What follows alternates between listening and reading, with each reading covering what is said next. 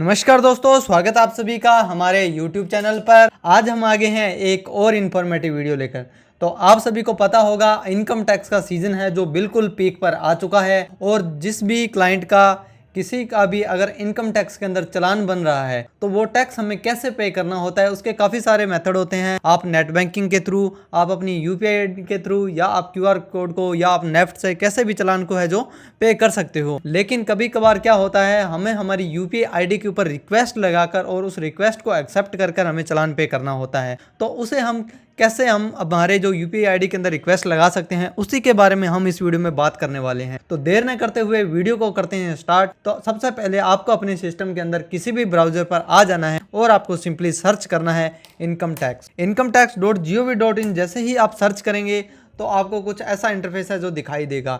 यहाँ से आपके पास में दो ऑप्शन आ रहे होंगे, लॉगिन का और रजिस्टर का। आपको करना है लॉगिन, तो आपको लॉगिन बटन के ऊपर है जो प्रेस कर देना है। और उसके बाद में अब हमसे ये पूछेगा हमारी जो यूज़र आईडी होती है, हमसे हमारी जो यूज़र आईडी है वो हमसे पूछी जाएगी और उसके बाद में हमसे हमारा पूछा जाएगा पासवर्ड। ये दोनों चीज़ें हमें दोस्तों ध्यान में होना चाहिए। अगर ये दोनों चीज़ें हमें नहीं पता तो हम इसके अंदर लॉगिन नहीं कर पाएंगे। तो यूज़र आईडी आपका पैन नंबर या आधार नंबर होता है, तो वो दोस्तों आपको यहाँ पर डालना है और उसके बाद में आपको कंटिन्यू बटन के ऊपर है जो प्रेस कर देना है। और उसके बाद में दोस्तों एक ऐसा इंटरफेस आपके सामने आ जाने वाला है। यहाँ से आपको करना है चेकबॉक्स को टिक, फिर आपको यहाँ पर डालना है अपना पासवर्ड। अगर आप अपना पासवर्ड है जो भूल चुके हैं तो यहाँ से आप फॉरगेट पासवर्ड के ऊपर क्लिक करके अपना पासवर्ड है वो रीसेट कर सकते हैं, नया पासवर्ड आप बना सकते हैं। तो आपको यहाँ पर डाल देना है पासवर्ड। तो पासवर्ड डालने के बाद में आपको करना है कंटिन्यू बटन के ऊपर प्रेस। अब जैसे ही आप कंटिन्यू बटन पर प्रेस करेंगे, अगर आपका पासवर्ड सही होगा तो आप इनकम टैक्स प्रोफाइल के अंदर अपने आप को है जो लॉगिन है जो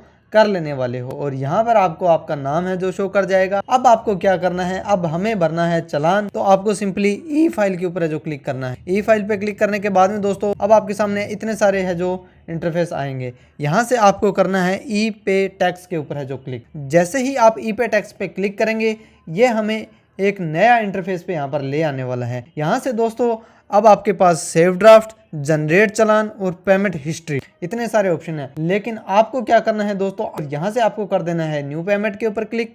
और उसके बाद में दोस्तों आपके पास इतने सारे ऑप्शन हैं, लेकिन हमें भरना है जो इनकम टैक्स का चालान। तो आपको पहले ही दिखाई देगा इनकम टैक्स। अब आपको क्या करना है, यहाँ से इनकम टैक्स के ऊपर प्रोसीड कर देना है। और उसके बाद में दोस्तों अब हमसे पूछा जाएगा हमारा असेसमेंट ईयर और हमारा जो माइनर हेड है चालान का वो कौन सा रखना है। तो अब आपको यहाँ से करना है अपना असेसमेंट ईयर। आपको पता होगा हमारा फाइनेंशियल ईयर 24-25 और असेसमेंट ईयर उसका जो है वो है 25-26, वो आपको सिलेक्ट कर लेना है। फिर आपको टाइप ऑफ पेमेंट के अंदर आपको सिलेक्ट करना है सेल्फ असेसमेंट टैक्स 300। और उसके बाद में दोस्तों आपको यहाँ नीचे दिखाई दे रहा होगा कंटिन्यू बटन, इसके ऊपर दोस्तों आपको करना है क्लिक। और फिर आपको क्या करना है दोस्तों, एक ऐसा इंटरफेस आपके सामने आ जाने वाला है। अब यहाँ पर दोस्तों आपको क्या करना है, जितना आपका टैक्स बन रहा है उसको यहाँ पर दिखाएं।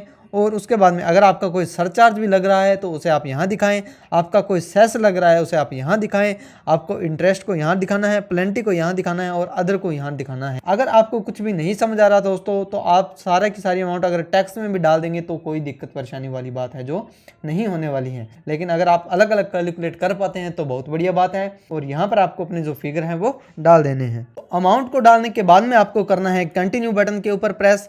और अब हमारा दोस्तों होता है असली खेल स्टार्ट।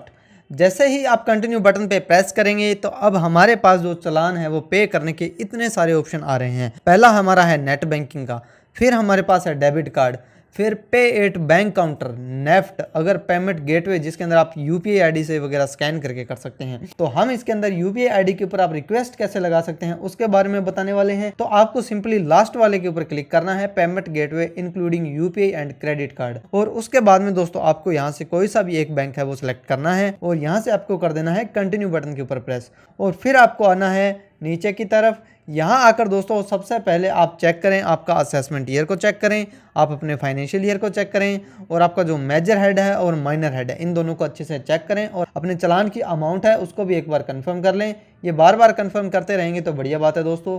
फिर आपको करना है पे नाउ के ऊपर क्लिक। और उसके बाद में ये आपके सामने कुछ टर्म एंड कंडीशन आ जाने वाली है, इसको एक बार आप रीड करें। और लास्ट में आपको चेकबुक को करना है टिक, फिर आपको करना है सबमिट टू बैंक।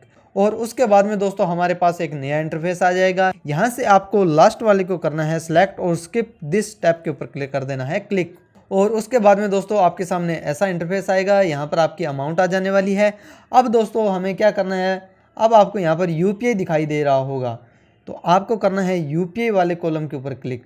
जैसे ही आप यूपीआई वाले कॉलम पे क्लिक करेंगे तो आपके सामने ऐसा इंटरफेस आ जाएगा। यहाँ से अगर आपने क्यूआर कोड को स्कैन करना है तो शो कोड पे क्लिक कर दें, लेकिन हमें तो यूपीआई आईडी के ऊपर रिक्वेस्ट लगानी है। तो आपको दोस्तों क्या करना है, यहाँ आकर अपनी यूपीआई आईडी है जो वो आपको यहाँ पर डाल देनी है। और यूपीआई आईडी डालने के बाद में आपको मेक पेमेंट फॉर जो आपकी अमाउंट है उसके ऊपर कर देना है क्लिक। और उसके बाद में दोस्तों अब हमारी यूपीआई आईडी के ऊपर है जो रिक्वेस्ट लग चुकी है।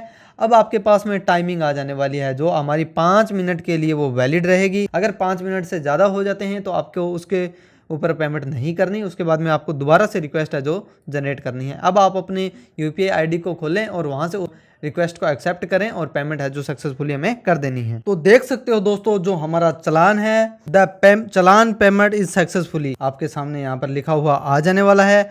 अगर आपने चलान सही से भर दिया तो एक ऐसा आपको इंटरफेस आ जाएगा। अगर आपने चलान नहीं भरा तो चलान पेमेंट आपका अनसक्सेसफुल है जो फेल्ड लिखा हुआ आ जाने वाला है। अब आपको दोस्तों क्या करना है, अब आपको करना है चलान को डाउनलोड।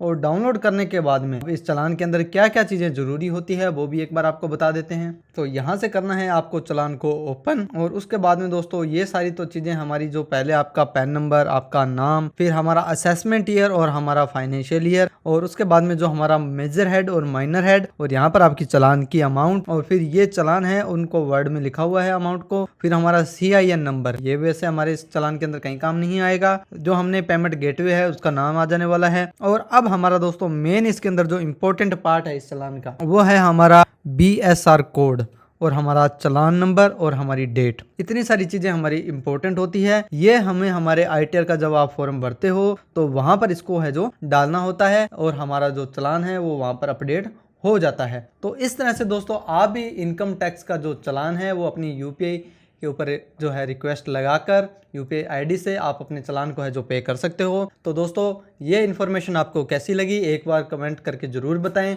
और ऐसी इन्फॉर्मेशन जानकारी लेने के लिए हमारे चैनल से जुड़े रहें। अभी तक अगर आपने हमारे चैनल को सब्सक्राइब नहीं किया तो जल्दी से हमारे चैनल को करें सब्सक्राइब, बेल आइकन को करें प्रेस और वीडियो को करें लाइक, कमेंट और अपने चाहने वालों में शेयर भी करें।